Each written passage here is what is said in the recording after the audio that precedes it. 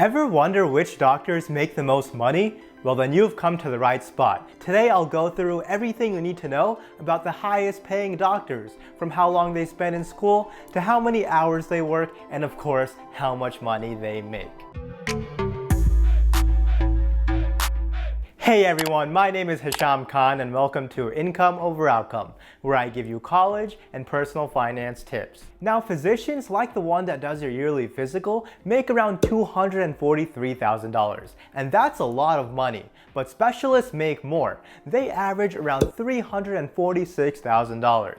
So every single medical field I'm going to talk about in this video is super specialized and they make way more than average. Take a second to comment what you think the highest paid specialty is going to be. I'm just curious to see how many of you get it right before watching. I got these salaries from MGMA, which has some of the most accurate medical data, and my mind was blown when I saw some of these salaries. Now, the most important thing you can take away from this video is that just because doctors make so much money doesn't mean that you should become one, because the path to becoming one is super hard and you're going to have to make a lot of sacrifices. To sacrifice my own life for Pakistan. You need to be willing to dedicate your life to your career, and honestly, in most cases, becoming a doctor isn't financially worth it. I could talk about this for hours, but if you want all the details, I'll put this video in the description. Now let's get into it. In 6th place, we have radiation oncologists. Now these doctors mainly focus on treating cancer patients,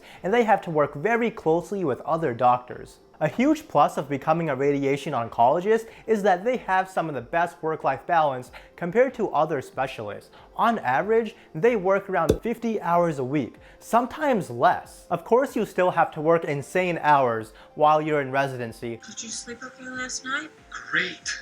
I got a full 40 minutes. But radiation oncology does require less training than other specialties. All you need is 5 years of residency after med school. The first year is basically an internship, and the next 4 are actual residency where you work closely with patients. Because you don't go through as much training and you work less hours, radiation oncologists tend to be paid less than other specialists. But keep in mind that low pay is relative. The median salary is still way higher than you would make in most other jobs, at $506,000. Oh my God! Taking the 5th spot is orthopedic surgery, but with a deeper specialty in hip and joints. Now, hip and joint surgeons do things like hip replacements, and they mainly work with older patients. A lot of their time is spent meeting with patients to figure out treatment options. Now, they have to go through a minimum of 5 years of residency plus a fellowship of at least 1 year for their subspecialty in hip and joints. That means it takes 6 to 7 years after you graduate med school before you start earning the big bucks. For the average person, that'll be when you're 36 years old, and I think that's insane. Hours can also be pretty random because you have to be on call, so you might have to go in at 2 a.m. when someone has a freak accident.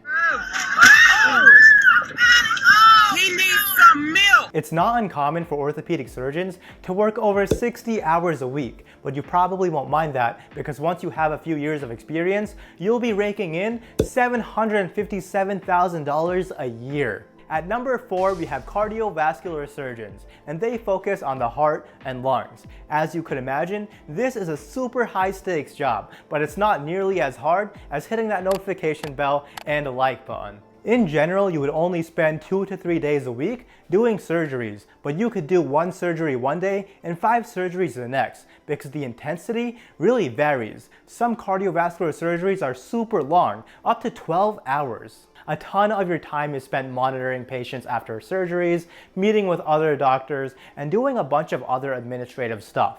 Cardiovascular surgeons also have to be on call more often than people in other specialties because emergencies happen regularly. Most cardiovascular surgeons work over 60 hours a week, and newbies could work up to 80 hours, so it's definitely a very demanding field. As far as training, you would have to go through 5 years of a surgery residency and then 2 years of a vascular surgery fellowship. That means it would take you 7 to 9 years after med school to complete your training. Once you're on your own, you could make $795,000. That's like 6 G-Wagons. Jesus Christ. In the third spot are pediatric neurosurgeons, and they treat things like epilepsy, spinal defects, and tumors in children. This is different from neurosurgery for adults because doctors have to consider special things when they're dealing with a tiny child's body. According to the American Board of Neurological Surgeons, you need at least 84 months of residency to become a neurosurgeon.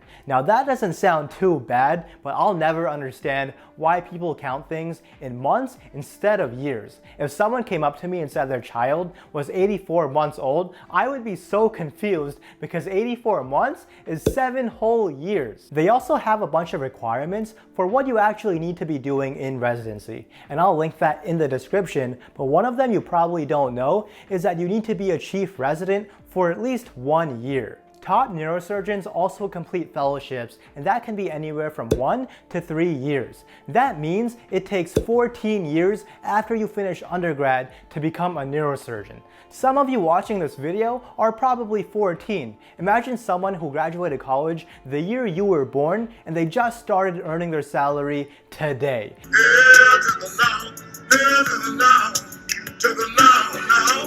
With all of the work they put in, pediatric neurosurgeons definitely deserve their salary, which is an average of $818,000. Coming in at number 2 is another orthopedic surgery specialty, and that's orthopedic spinal surgeons. They focus on treating conditions around the spinal bones and muscles, like scoliosis. You would go through 5 years of residency, plus a fellowship of at least 1 year for a subspecialty in the spine. Work hours are also pretty similar to the hip and joint surgeons I talked about earlier at 60 hours a week, plus being on call. Dealing with the spine is a lot riskier than working with the hips. One wrong move and you've paralyzed your patient.